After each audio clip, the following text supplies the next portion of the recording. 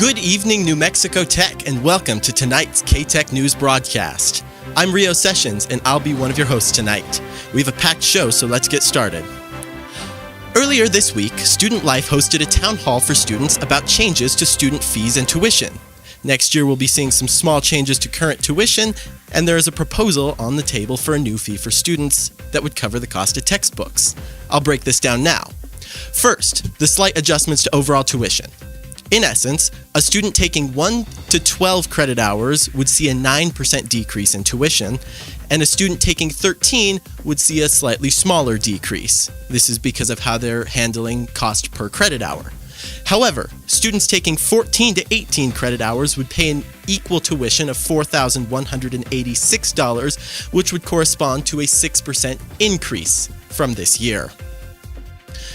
Additionally, the cost for meal plans is expected to rise by about 5.5%, and the cost for individual meals is also expected to rise.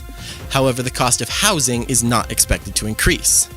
Finally, 3 fees for students for student affairs and auxiliary services are expected to increase by $2.50 per credit hour. Additionally, there is one more fee proposed that would cover the cost of textbooks for students. This fee hasn't yet been approved by the Board of Regents, and there are still a lot of details to be ironed out.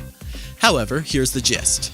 Students would pay $20 per credit hour for this fee, so for a 15 credit hour semester, this would cost $375. This fee would give access to online copies for all textbooks for all of their courses in Canvas.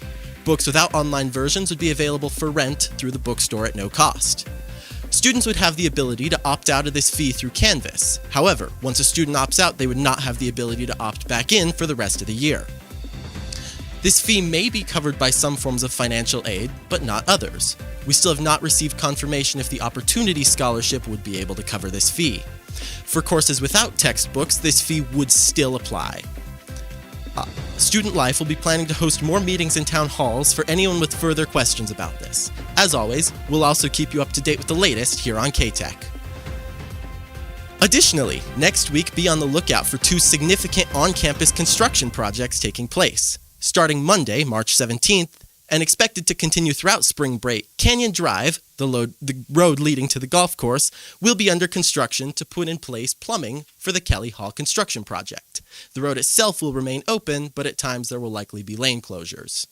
Additionally, starting this Saturday, March 15th, the pathway between Jones Hall and Jones Annex, along with several entrances to these buildings, will be closed.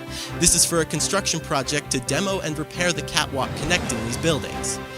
The expected completion date will be roughly a month later, on April 13th. We hope to bring you more information on this project next week, so stay tuned for that. Finally, the weather. Make sure to take your clothes down off the line because the weather for the next few days could be less than ideal.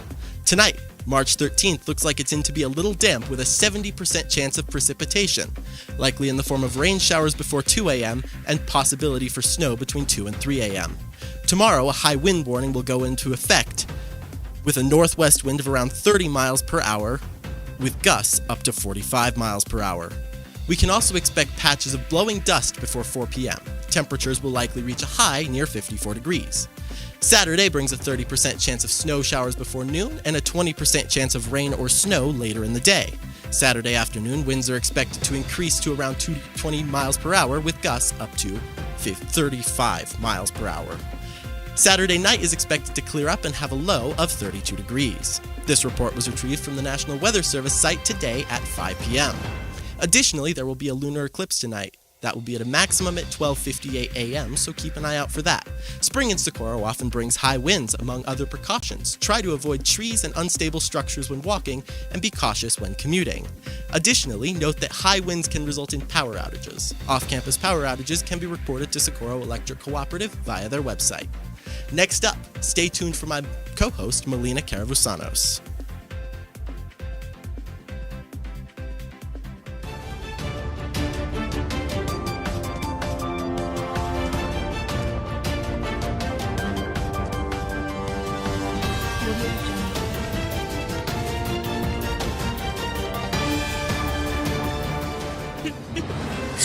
Our next story this week comes from the New Mexico Tech Title IX office. On January 9, 2025, a federal judge made recent changes to Title IX, stating that many changes that had been made in 2024 were unlawful. This ruling resulted in repealing changes made by the Biden administration, which included extending Title IX enforcement to off-campus and international incidents, redefining sexual harassment to encourage earlier intervention, and clarifying protections about discrimination based on sexuality, gender identity, pregnancy, and parental status. The Biden administration changes also included eliminating live hearings with cross-examination to better protect victims, while also allowing fair process for all parties involved. Because of this ruling, New Mexico Tech will be reverting to the 2020 and 2024 Title IX regulations. This means that any complaints based on the aforementioned subjects will no longer be covered under Title IX. However, New Mexico Tech's sexual misconduct policy continues to uphold these values. These policies are available to view on NMT's Title IX website as changes continue to occur for the next few months. Now we're on to announcements. NMT's 2025 Student Research Symposium will be occurring April 22nd to the 25th in the Skeen Library. The deadline to register is this Friday, March 14th. Register online at nmt.edu/SRS. Next, the Board of Regents Finance Subcommittee is holding a budget forum on Wednesday, April 2nd at 9 a.m. in the Deju House. Students are encouraged to submit questions for the subcommittee by this Friday, March 14th, to Michael Jackson at nmt.edu or Richard Cervantes at nmt.edu.